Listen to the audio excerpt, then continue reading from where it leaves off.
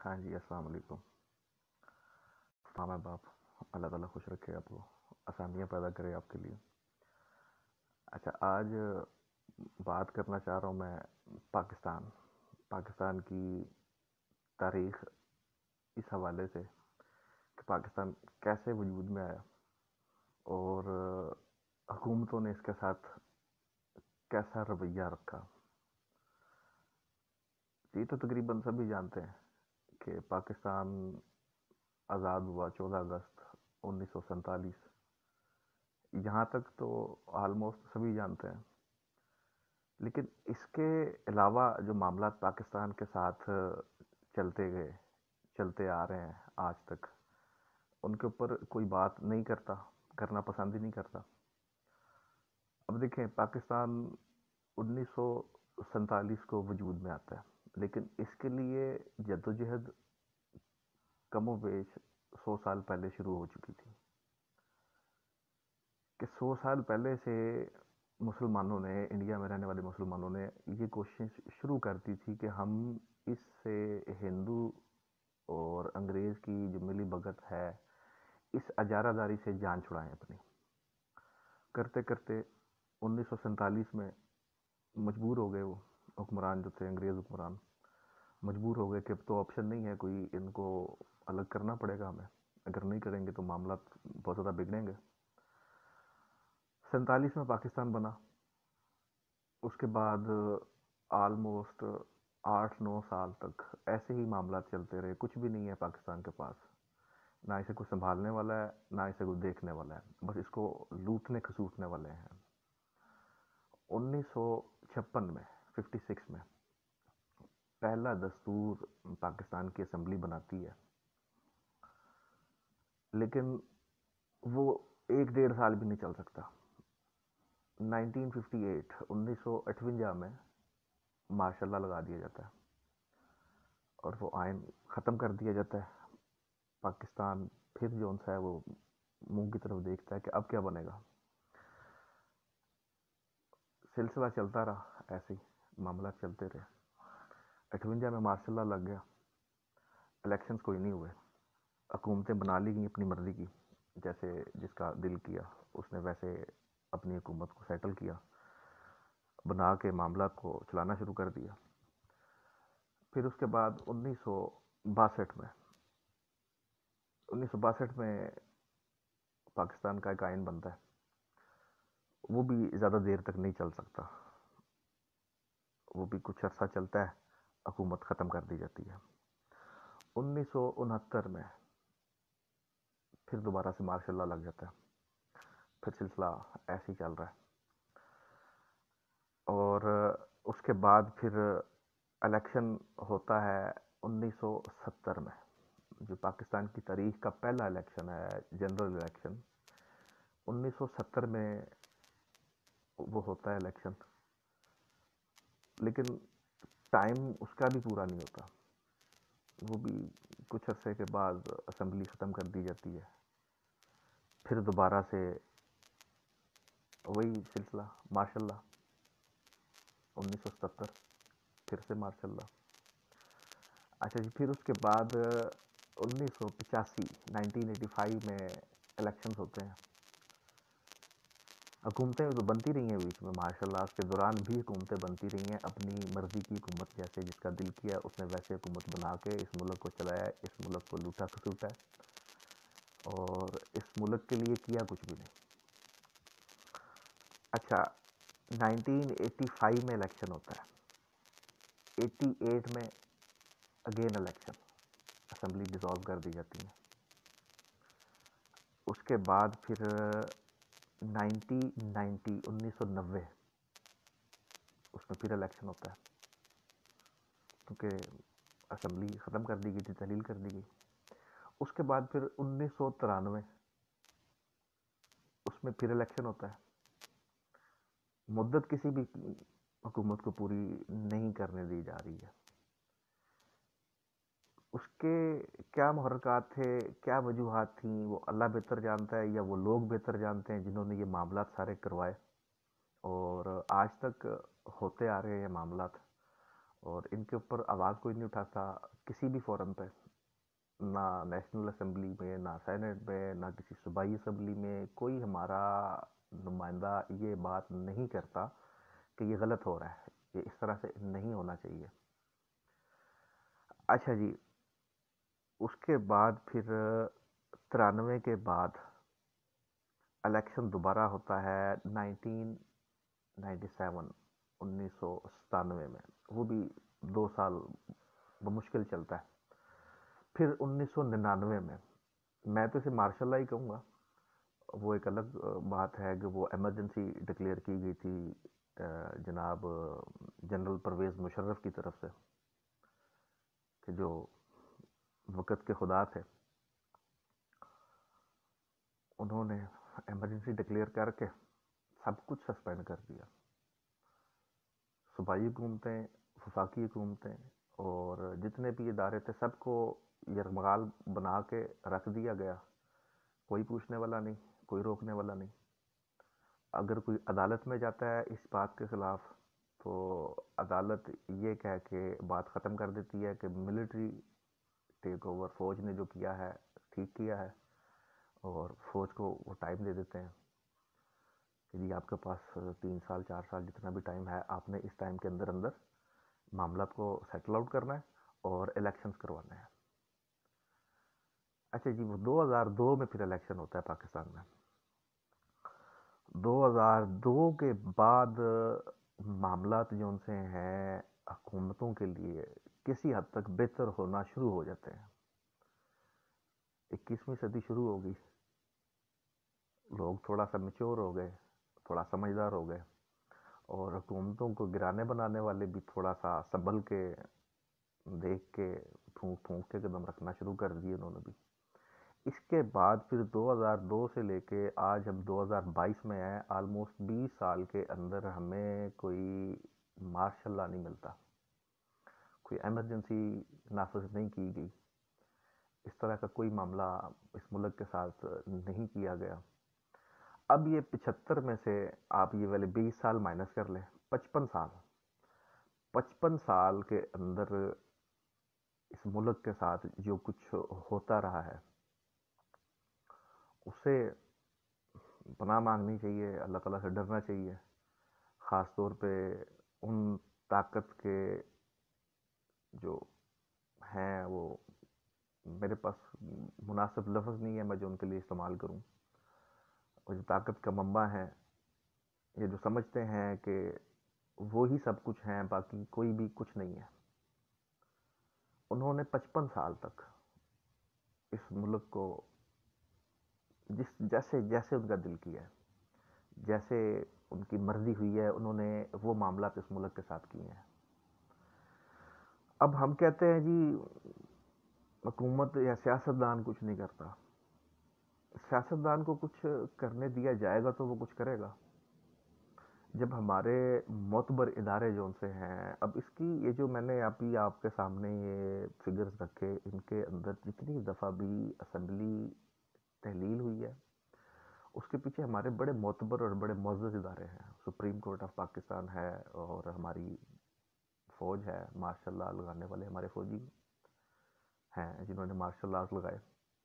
اب ان کی وجوہات کیا تھیں یا کیا ان کے محرکات تھے وہ اللہ بہتر جانتا ہے، یا وہ خود بہتر جانتے ہیں کہ ایسے کون سے معاملات تھے جن کی وجہ سے مارشل لا لگانا پڑا، وہ وہی بہتر جانتے ہیں۔ اس کے اوپر میں مطلب میرے پاس کوئی ایسی ریزن نہیں ہے کہ میں کہہ سکوں کہ یار اس وجہ سے لگایا گیا ہوگا یا اس وجہ سے لگایا گیا ہوگا۔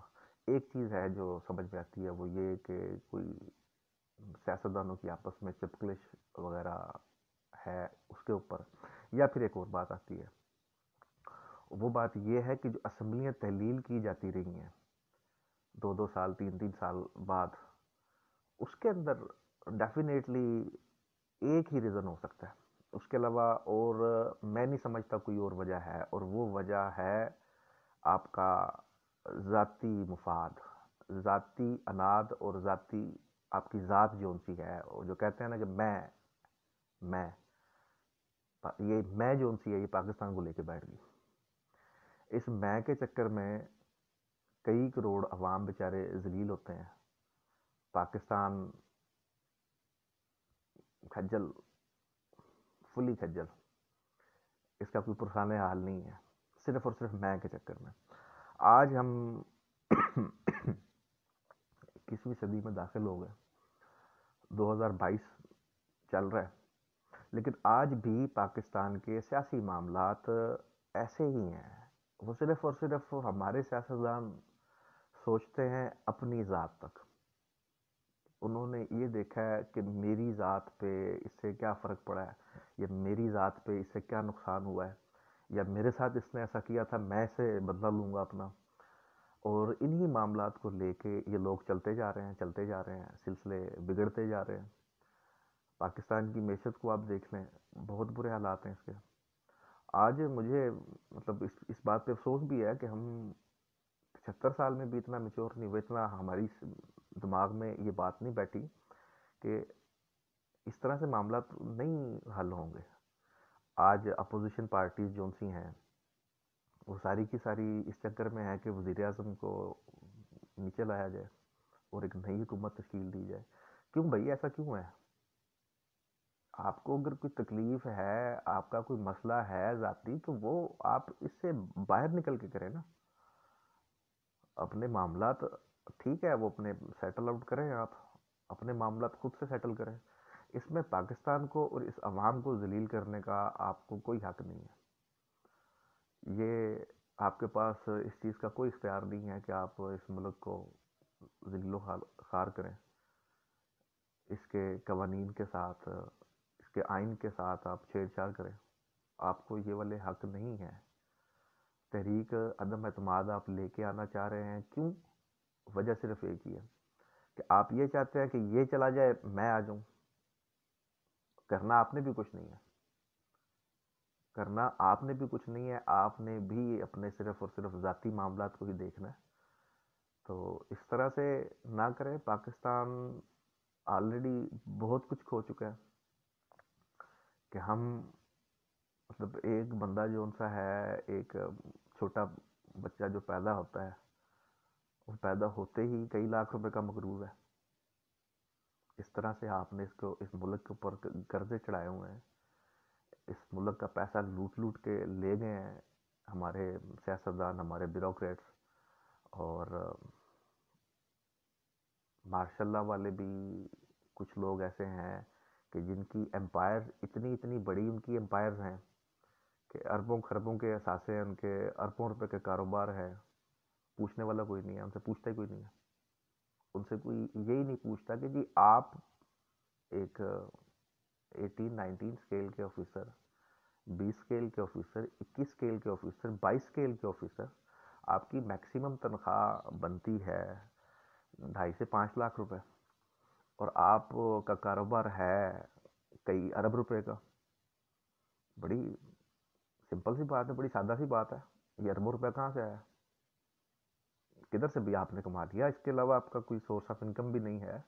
आप सिर्फ और सिर्फ इसी के ऊपर चल रहे हैं। यही मामलात हैं आपके। आपकी जो सैलरी है मंथली, आपने इसी सैलरी को लेके चलना है। इसके बावजूद आपके अरबों रुपए के असासे हैं। कैसे हैं ये? कौन पूछेगा इनसे? ये किसने इसको ठीक करना है? सिस्टम को, इस निज़ाम को ठीक करना किसने करना है? ये आप ही ने करना है। अब बदकिस्मती हमारी ये है कि हमारे पाकिस्तानी जो है वो इस चीज़ की फिक्र ही नहीं करते। वो इस चीज़ से बिल्कुल बेफिक्र है कि उन्हें सिर्फ इस बात से गर्ज है कि इनका वक्त गुजर रहा है, गुजरता जाए। ऐसे नहीं हुआ करता, कौमें ऐसे नहीं बनती। खान साहब बड़े बड़े लेक्चर दिया करते थे आप, बड़ी लंबी लंबी तकरीरें थी आपकी कि कौमें करप्शन से नहीं बनती। आज पाकिस्तान में करप्शन पहले की निस्बत ज़्यादा हो गई है। आप कहा करते थे कि हम किसी से कर्ज नहीं लेंगे, और आपके 3.5 साल की हुकूमत ने अगली पिछली जितनी भी हुकूमतें थी कर्जा लेने वाली, सब के रिकॉर्ड तोड़ दिए हैं। कि जितना उन्होंने 20, 22, 25 साल में लिया था, आपने 3.5 साल में ले लिया। डेवलपमेंट भी नहीं है, हमें कुछ नज़र ही नहीं आ रहा है जो लगाया जा रहा है अवाम के ऊपर या मुल्क के ऊपर, इस मुल्क की बेहतरी के लिए जो लगाया जा रहा है। ऐसा कुछ भी नज़र नहीं आता हमें। सभी यही मामलात हैं। बेरोज़गारी अपने अरूज पे है, महंगाई भी अरूज पे है। کوئی پوچھنے والا نہیں ہے، کوئی روکنے والا نہیں ہے. امیر امیر تر ہوتا جا رہا ہے، غریب غریب تر ہوتا جا رہا ہے. تو یہ اس طرح سے یہ معاملات کو لے کے نہ چلیں. اس ملک کے اوپر، اس قوم کے اوپر رحم کریں. اللہ تعالیٰ کی لاٹھی بے آواز ہے، اس کا پتہ بھی نہیں چلنا کب پڑنی ہے. ابھی میں ذکر کرنا چاہوں گا اپنا ایک واقعہ، مجھے یاد آ گیا ماشاء اللہ سے. 1999 1999 جب مشرف صاحب نے ایمرجنسی ڈکلیئر کی تھی، تب کی بات ہے. میں تقریباً 11-12 سال میری عمر تھی اس وقت. اور وہ جو خوف تھا، فوجی حضرات آئے، انہوں نے مطلب ادھر گاؤں میں آ کے مار پیٹ کی.